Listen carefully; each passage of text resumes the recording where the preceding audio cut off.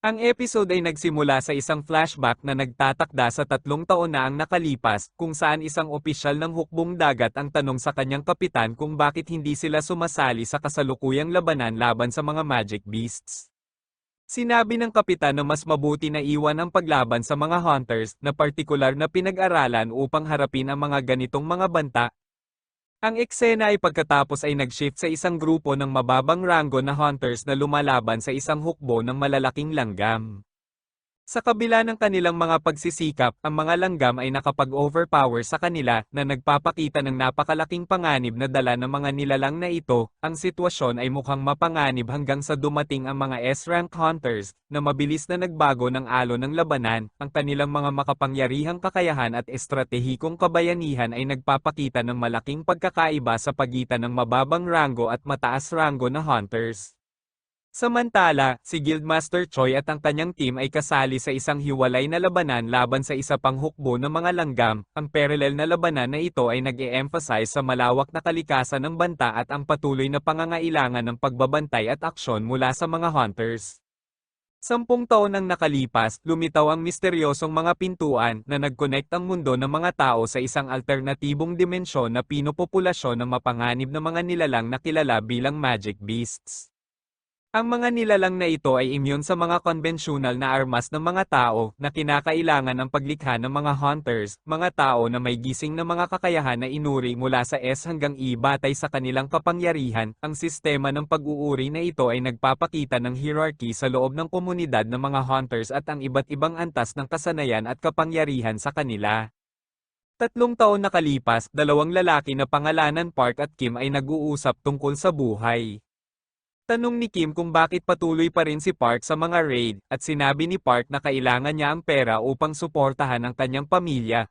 Dumating si Song Jinwoo, at ipinakilala siya ni Kim kay Park na binanggit na kasangkot lang si Song sa madaling mga raid dahil sa kanyang mababang ranggo. Ang pagkakakilanlan na ito ay nagset ng entablado para sa karakter ni Song, na nagpapakita ng kanyang mga pagsubok at ang mga hamon na kinakaharap niya bilang isa sa pinakamahina ng mga hunters.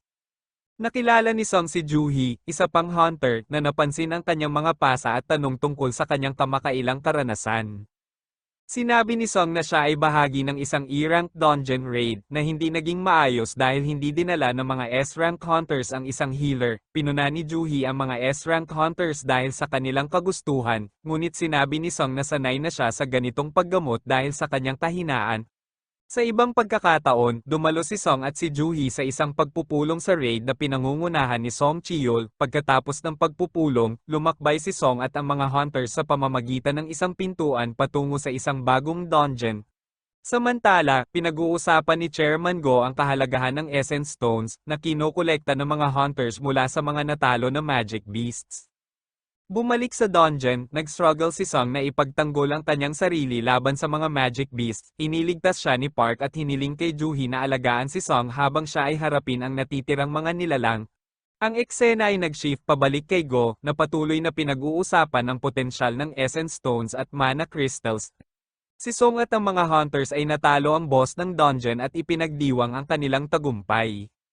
Nag-isip si Song tungkol sa kanyang performance, na nadarama ang kanyang pagkakamali na siya ay nakuha lamang ng isang E-rank Essence Stone. Pagkatapos ay natuklasan ng mga hunters ang isang cave na maaaring magdala sa isa pang dungeon. Inirerekomenda ni Song na maghintay ng mga tagubilin mula sa Hunters Association, ngunit sinabi ni Park na ligtas na magpatuloy dahil ito ay konektado sa isang D-rank dungeon. Isinagawa ang isang botohan, at ang desisyon ay iniwan kay Song, na pinili na magpatuloy, na umaasang mapabuti ang sitwasyon ng kanyang pamilya. Sa ibang lugar, isang ahente ang pinag-uusapan ng mga potensyal na recruits kasama si Guildmaster Choi. Nagpakita ng interes si Choi sa isang B-rank hunter at dalawang C-rank hunters, ngunit binanggit na hindi sila magkatugma sa mga kasanayan ni Cho Hae-in, isang S-rank hunter. Nag-cut ang eksena kay Cho Hae-in na pinipigilan ang dalawang magnanakaw, na nagpapakita ng kanyang makapangyarihang mga kakayahan.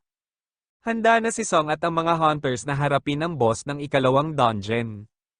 Frustrated si Juhee sa desisyon ni Song, ngunit patuloy silang magpatuloy. Samantala, virtual na pinapakinggan ni Go ang isang grupo ng bagong gising na mga hunters na ipinapaliwanag ang kasaysayan ng mga pintuan at dungeons. Inirerekomenda niya sa kanila na mag-ingat at matakot sa bawat raid na kanilang gagawin. Si Song, at ang iba pang hunters ay pumasok sa ikalawang dungeon na mukhang iba sa dati. Binasa ni Song ang isang sinaunang kasulatan na natagpuan sa loob, at habang siya ay natapos, isara ang pintuan ng pasukan. Sinubukan ng isa sa mga hunters na umalis ngunit pinatay ng isang estatua. Nagsimula ang mga estatua na atakihin ang mga hunters, na nagdulot ng panic. Nag-isip si Song tungkol sa kanyang mga nakaraang karanasan sa dungeon, na binanggit na habang mas mahusay ang mga resulta ng iba, siya ay nabuo ng isang matalas na mata sa detalye at pagkakakilanlan ng mga oportunidad at panganib. Ang mga estatua ay patuloy na kanilang atake, na may isa ay sumisigaw ng isang laser mula sa kanyang mata, pinatay ang ilang mga hunters. Nagtapos ang episode na may Song na nagtataka kung kaya niya at ang kanyang mga kaalyado ay mabubuhay sa pagsubok na ito. Ang cliffhanger na ito ay iniwan ng madla sa gilid ng kanilang mga upuan, sabik na makita kung paano mag-o-overcome ni Song at ang iba sa mapanglo na hamon.